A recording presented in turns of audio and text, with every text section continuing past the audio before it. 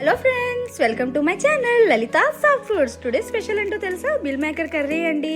మటన్కి ఏమాత్రం తీసిపోదు.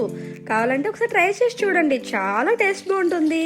సో దీనికి కావాల్సింది ఫస్ట్ మిల్ మేకర్ అండి. దీన్ని మనం ఒక బౌల్లోకి తీసుకొని చాలా హాట్ వాటర్ పోయాలి, ఎందుకంటే మిల్ మేకర్ చాలా మెత్తగా అవ్వాలి కదా. సో ఇలా హాట్ వాటర్ పోసేసుకొని కొంచెం సాల్ట్ వేసేసుకోండి, రా సాల్ట్ వేసుకోండి. ఓకే, నెక్స్ట్ దీనికి కావాల్సిన ఇంగ్రీడియంట్స్ అండి: మసాలా, దాల్చిన చెక్క, లవంగాలు, జీలకర్ర 1 టేబుల్ స్పూన్, 1/2 టేబుల్ స్పూన్ గసగసాలు, 10 జీడిపప్పు, కొంచెం ధనియాలు 1 టీ స్పూన్ తీసుకోండి, 4-5 మిరియాలండి. తర్వాత 3 యాలక్కాయలు తీసుకోండి, ఎక్కువ వద్దు. కొబ్బరి వేసుకోండి, మిక్సీ పట్టేద్దాం. ఓకేనా? చూడండి మిక్సీ ఎలా పట్టేస్తున్నాను. నెక్స్ట్ దీంట్లో కొంచెం పుచ్చకాయ పప్పు వేయండి, ఎందుకంటే మనకి కర్రీ చాలా గ్రేవీ ఎక్కువ వస్తుందండి. సో అందుకని కొంచెం పుచ్చకాయ పప్పు వేసేసి నెక్స్ట్ చూడండి ఎలా వేసేసిందో. తర్వాత వెంటనే టమాటో వేసేసేయండి. నేనైతే 3 టమాటోస్ తీసుకున్నానండి. మీకు మీ కర్రీ క్వాంటిటీకి సరిపడా మిల్ మేకర్ ఎంత తీసుకుంటారో అంత తీసుకోండి.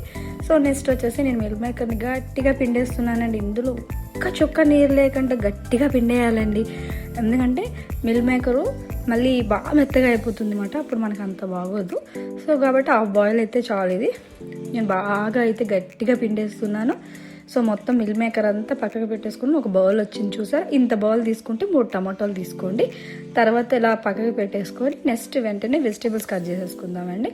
సో పచ్చిమిరపకాయలు ఒక 3 తీసుకోండి, 3 or 4 సరిపోతాయి. తర్వాత మనం 3 ఆనియన్ తీసుకోండి.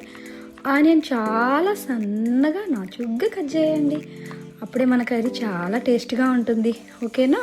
సో చూడండి నేను ఆనియన్స్ అన్నీ కట్ చేసేసుకున్నాను. ఇలా మొత్తం ఆనియన్స్ అన్నీ కట్ చేసేసుకొని మనం బాండీ పెట్టేసుకుందాము. బాండీలో నూనె పోసేసుకుందాము. బిర్యానీ ఆకు, 1 ఇలాచి, 2 లవంగాలు, చిన్న దాచిన చెక్క వేసేసుకోండి. తర్వాత కరివేపాకు, పచ్చిమిర్చి వేసేసేయండి. నెక్స్ట్ ఆనియన్ వేసేసి గోల్డెన్ బ్రౌన్ కలర్లో వచ్చేదాకా దాన్ని మనం ఫ్రై చేయాలండి. సాల్ట్ వేసేసి మూత పెట్టేసి స్టవ్ పక్కకు పెట్టేయండి. తర్వాత మళ్ళీ ఓపెన్ చేసాక కొంచెం గార్లిక్ పేస్ట్ వేసుకోండి, అల్లం వెల్లుల్లిపాయల పేస్ట్ వేసుకొని బాగా కలిపేసుకొని కొంచెం పసుపు, బాగా మళ్ళీ బ్రౌనిష్ కలర్ రావాలండి. ఓకేనా? మనం ముందుగా చేసుకున్నాం కదా ఒక పేస్ట్, ఆ పేస్ట్ని తీసుకొచ్చి ఇందులో వేసేసి బాగా కలిపేయండి.